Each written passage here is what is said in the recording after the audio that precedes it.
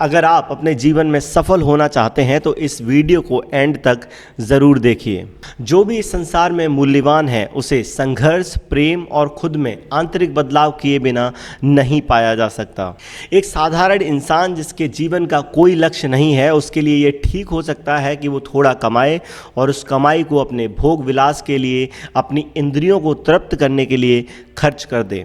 पर जिन्हें इस जीवन में कुछ बड़ा करना है, जिनका लक्ष्य बड़ा है, उनके लिए ये सांसारिक भोग, अट्रैक्शन, टेम्परेरी प्लेजर्स उनके सर्वनाश का कारण होते हैं। दोस्तों के साथ शराब पीना, पार्टी करना, अपना टाइम बर्बाद करना, किसी लड़की के प्यार में पड़ जाना, रिश्ते नातों में गहरा मोह होना। अगर हम इन्हीं सब चीज़ों में उलझे रहते हैं तो बेहतर होगा कि हम अपने लक्ष्य को छोड़ दें। सफलता पाने के लिए हमें तेज बुद्धि, अपनी भावनाओं और भोग की इच्छाओं पर संयम की ज़रूरत होती है और साथ ही हमें सफलता के सिद्धांतों को भी याद रखकर उनका अभ्यास करना होता है। संत दत्तात्रेय जी कहते हैं कि मैं एक रोड पर खड़ा था और किनारे पर एक तीर बनाने वाला तीर बना रहा था। उसके सामने से राजा की पूरी टोली निकल गई, पर जब राजा के कुछ सिपाही आए जो पीछे छूट गए थे, उन्होंने उस तीर बनाने वाले से पूछा कि राजा की सवारी किस दिशा में गई है। तो तीर बनाने वाला बोला, मेरे सामने से कौन निकल गया मुझे नहीं पता। सिपाही बोले, हाथी, घोड़े, ढोल बजाते हुए लोग निकल गए और तुम्हें पता भी नहीं। ये बोलकर सिपाही वहाँ से चले गए और वो तीर बनाने वाला फिर से अपने काम में लग गया, उसमें डूब गया। संत दत्तात्रेय जी कहते हैं कि उसी वक्त मैंने उस तीर बनाने वाले को अपना गुरु मान लिया। अपने काम में लगन ऐसी होनी चाहिए, इतना डूबना चाहिए कि दुनिया में क्या हो रहा है इसका हमें पता भी ना चले।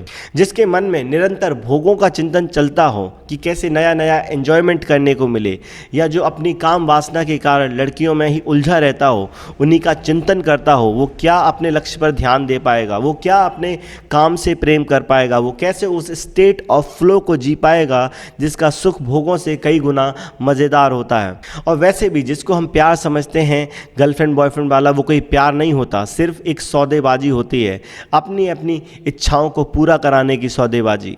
कई बार मैंने देखा है जो लोग एक दूसरे से प्यार का दावा करते थे, शादी के 1-2 साल बाद ही एक दूसरे से नफरत करने लगते हैं और तलाक ले लेते हैं। ये जो प्यार पाने की हमारी बायोलॉजिकल भूख है, ये सिर्फ और सिर्फ हमें एक कमज़ोर इंसान बनाती है। सच तो ये है कि सभी तरह के इंद्रिय भोग और ये काम वासना हमें सिर्फ और सिर्फ मिटाने के लिए होते हैं।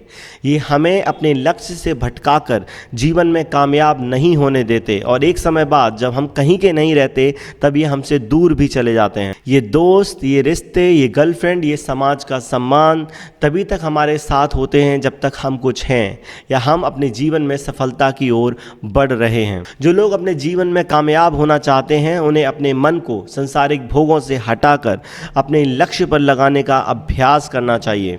हमारा मन एक घोड़े की तरह है। जब घोड़ा बेलगाम होता है, ट्रेंड नहीं होता, तब वो अपने सवार को उठा उठा के पटकता है, अपनी मर्जी से भागता है, उछलता है, कूदता है और सवार को कहीं लेके नहीं जाता। पर जब सवार हार नहीं मानता और उस पर बार बार बैठने की कोशिश करता रहता है, उसको लगाम से बांधने की कोशिश करता है, तो एक टाइम बाद घोड़ा थक जाता है और सवार उस पर जीत पा लेता है। वही घोड़ा बाद में सवार का अच्छा दोस्त भी बन जाता है और उसको उसकी मनचाही दिशा में सफ़र कराता है।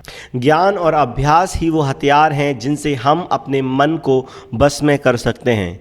ज्ञान मन के स्वभाव का, मन की चालाकियों का, और अभ्यास अच्छी आदतों का, सही आदतों का। सफलता पाने के लिए ज़रूरी है नियमों का और सिद्धांतों का पूर्ण निष्ठा के साथ पालन करना। शरीर, मन, बुद्धि और अपने संसाधनों को सिर्फ और सिर्फ अपने लक्ष्य और अपने उद्देश्य पर लगाना। अपने समय को व्यर्थ की चीज़ों पर बर्बाद ना करना। ये जो मन है इंसान का सबसे बड़ा दुश्मन है। इसने न जाने कितनों की जिंदगियों को बर्बाद करके रखा है।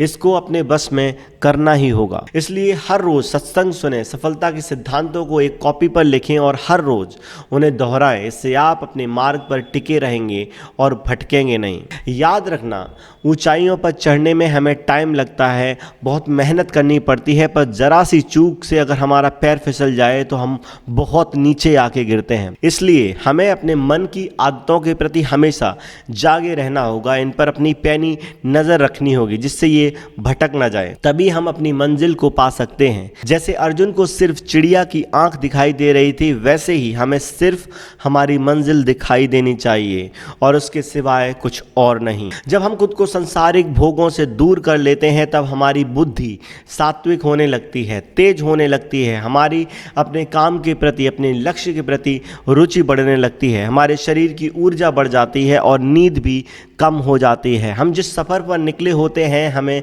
उसमें मज़ा आने लगता है। और यही तो परमात्मा हमसे चाहते हैं कि हम अपने कर्म से प्रेम करें। जो लोग अपने सफ़र को ही मंजिल समझ के पूजते हैं, सफलता खुद ब खुद उनके पास चली आती है। मैं चाहता हूँ आप खिलाड़ी बने, कर्मयोगी बने, अपने काम से, अपने लक्ष्य से इतना प्रेम करें कि उसके सिवाय दुनिया में और कोई चीज़ आपको दिखाई ही ना दे। जब हमारी मौत आए तब परमात्मा भी कहे कि इसने अपना जीवन व्यर्थ नहीं गंवाया। हर कोई बन सकता है महान, बस उस दिलवर को अपने दिल में बिठाने की ज़रूरत है जिसके रचे गीतों पर ये सृष्टि नाच रही है। अगर हम भी नाचें उसके रचे गीतों पर तो हो जाएंगे महान। सृष्टि के सिद्धांत ही परमात्मा के गीत हैं, लॉज ऑफ नेचर ही उसके गीत हैं। तुम अपनी इंद्रियों को समेटो, मन को भोगों की जगह अपने लक्ष्य की ओर लगाओ और जियो परमात्मा के बनाए सिद्धांतों को, और तुम पाओगे कि मंजिल तुम्हारे कदमों में पड़ी है। मुझे सुनने के लिए आपका धन्यवाद। You can subscribe my channel for more videos like this. नमस्कार।